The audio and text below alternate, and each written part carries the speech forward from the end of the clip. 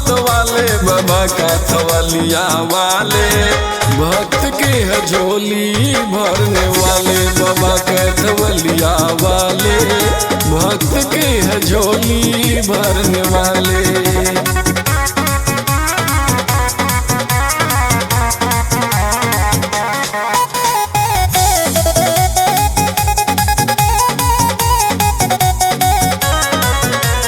ठाट बाट है विरट रामायण मंदिर इनका डेरा है, हर हर बम बम बोल बम यहाँ गूंजता शाम सवेरा है।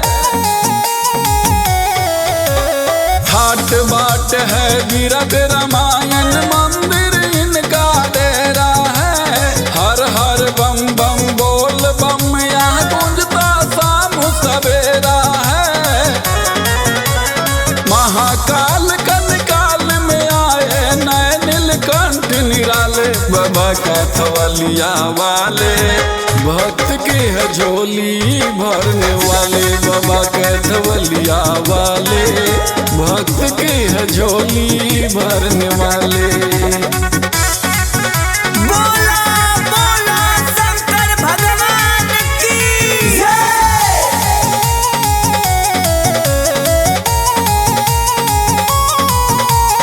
पावन मन भावन या सुहावन मोतिहारी है बिहार की, सत्यम शिवम सुंदरम यह भक्ति भरी संसार की।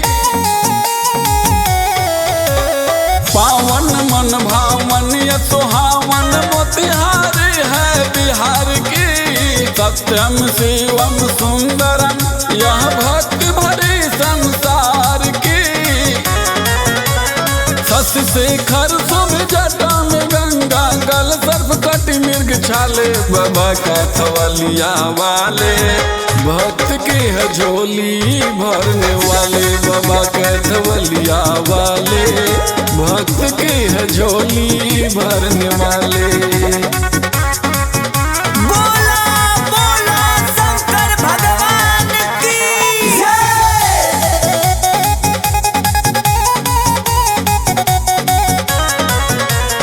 इच्छा पूर्ण कर हर भक्तों पर दया की वर्षा करते हैं, मुना मुन मुन मंगलमय शिवम मंगल को हरते हैं।